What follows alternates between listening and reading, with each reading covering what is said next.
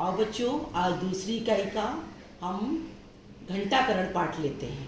तो कक्षा चतुर्थ, विषय हिंदी भाषा, पाठ घंटाकरण।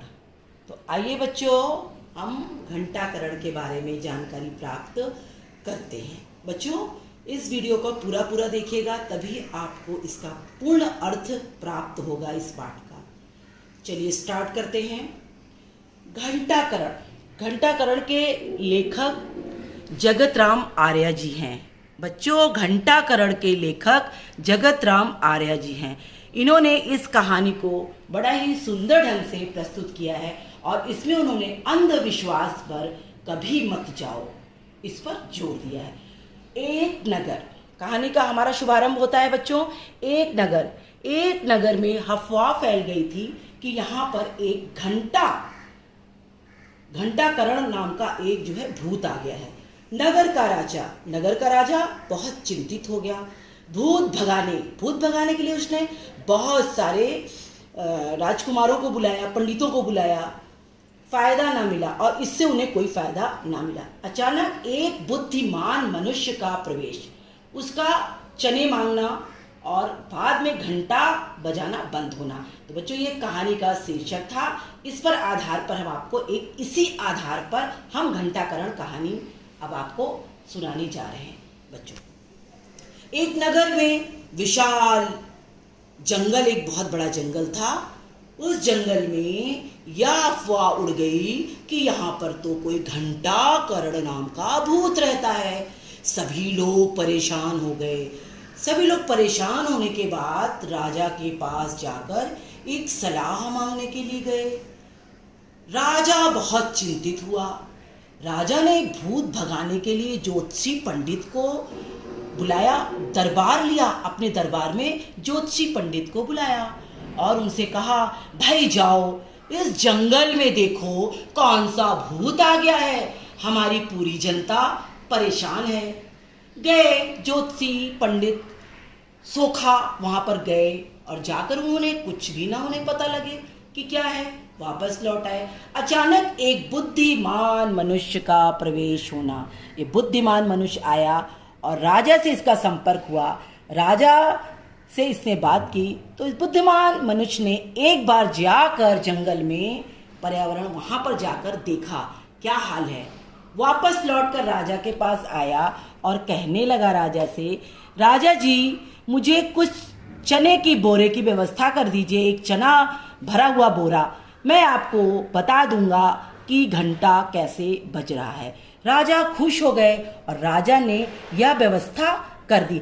अब वह बुद्धिमान व्यक्ति चने का बोरा लेके जंगल में पहुंच गया और पहुंचने के बाद उसने क्या किया, सबसे पहले जंगल से चने को, सब तरफ चने को बिखेर दिया। बिखेरने के बाद देखता है वहां पर बहुत सारे बंदर आ जाते हैं। उसमें एक बंदर घंटा लेकर के पहुंच जाता है, जिसे वह मनुष्य देख लेता है कि घंटा ये जो बंदर है, ये जब मौज में आता है तो घंटा बजाता है, जिससे सभी लोग डर जाते हैं। और वो क्या करता है, उस घंटे को ले लेता है और वहां से वापस राजा के पास आ जाता है और राजा से कहता है, राजा जी, वहां पर ये घंटे की आवाज जो थी वो एक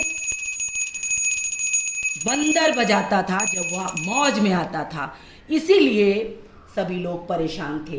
राजा बहुत प्रसन्न हुए, उस मनुष्य का आदर किया। तब उस मनुष्य ने कहा, हमें कभी भी अंधविश्वास के चक्करों में नहीं पड़ना चाहिए। हमारे देशवासियों को यह मालूम होना चाहिए, कभी भी अंधविश्वास मत करो। इसी प्रकार बच्चों, हमने तुमको घंटाकरण कहानी के बारे में एक नाटक के द्वारा, ये नाटक पद्धति के द्वारा, जंगल के द्वारा और इस मनुष्यों के द्वारा तुम्हें प्ले करके तुम्हें बताया कि घंटाकरण नाटक क्या था। अब आइए बच्चों, हम इसमें देखते हैं कि ये जो घंटाकरण नाटक है, इसमें हमें क्या मिला। इस नाटक में मैंने देखा संज्ञा। हमें हर जगह संज्ञा यानी किसे कहते हैं, जगह, स्थान, वस्तु, नाम को जगह, स्थान, वस्तु, नाम को संज्ञा कहते हैं। तो बच्चों यहाँ हमें हर चीज संज्ञा दिख रही है। दरबार नाम है इसलिए वो संज्ञा है। राजा राजा है इसलिए वो संज्ञा है, उनका नाम है राजा और वो संज्ञा है। ये सोखा मनुष्य खड़े हैं ये भी संज्ञा है। घंटाकरण वहाँ पर एक घंटी रखी हुई है ये भी संज्ञा है। उसके बाद वहाँ पे जो ये बंदर हैं ये भी संज्ञा है। आपने देखा पेड़ पौधे जो देख रहे हैं यहाँ पर जितने हैं इनके नाम हैं ये भी सब संज्ञा है। यहाँ पर घोड़े, ऊंट, बैल सब घूम रहे हैं ये भी संज्ञा है। तो हमने बच्चों इस घंटाकरण पाठ में संज्ञा को सीखा। संज्ञा क्या होता है? किसी वस्तु, स्थान, जगह, नाम को संज्ञा कहते हैं। इस नाट्य से हमें संज्ञा के बारे में मालूम हुआ। तो बच्चों हम कुछ प्रश्न को भी जान लेते हैं इसमें। भूत का नाम क्या था? तो बच्चों भूत का नाम घंटाकरण था। अफवाह का क्या परिणाम हुआ? अफवाह का यह परिणाम हुआ कि सभी लोग बहुत डर गए। सभी लोग बहुत डर गए।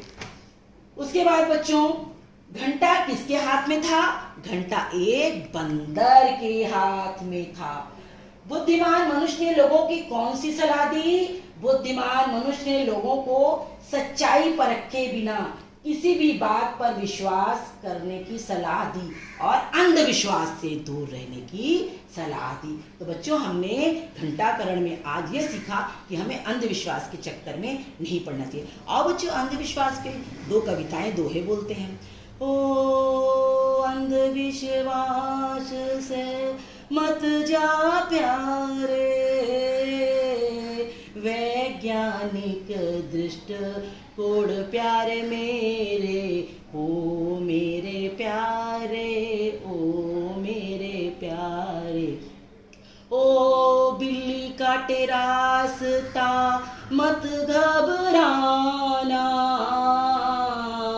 वैज्ञानिक दृष्टिकोण अपनाना, ओ मेरे प्यारे, ओ मेरे प्यारे।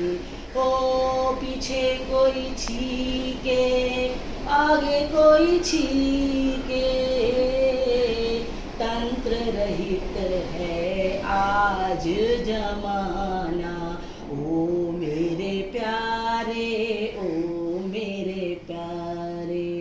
ओझा सोखा मत ला घर में, डॉक्टर है मेरा भगवन अल्लाह ईश, ओ मेरे प्यारे, ओ मेरे प्यारे। ओ नींबू मिर्च विटामिन से भरे, मत चक्कर में पड़ मेरे प्यारे, स्वस्थ बनाए आगे बढ़ाए। ओ अंधविश्वास से दूर रहो प्यारे, वैज्ञानिक दृष्टिकोण अपनाओ, ओ मेरे प्यारे, ओ मेरे प्यारे। बच्चों हमें अंधविश्वास से में कभी नहीं पढ़ना चाहिए। थैंक यू बच्चों। अब इस पाठ में जो हमने आपको पढ़ाया इस कहानी को याद करिएगा, संज्ञा को समझिएगा और प्रश्नोत्तर को लिखकर हमें बताइएगा। थैंक यू प्यारे बच्चों।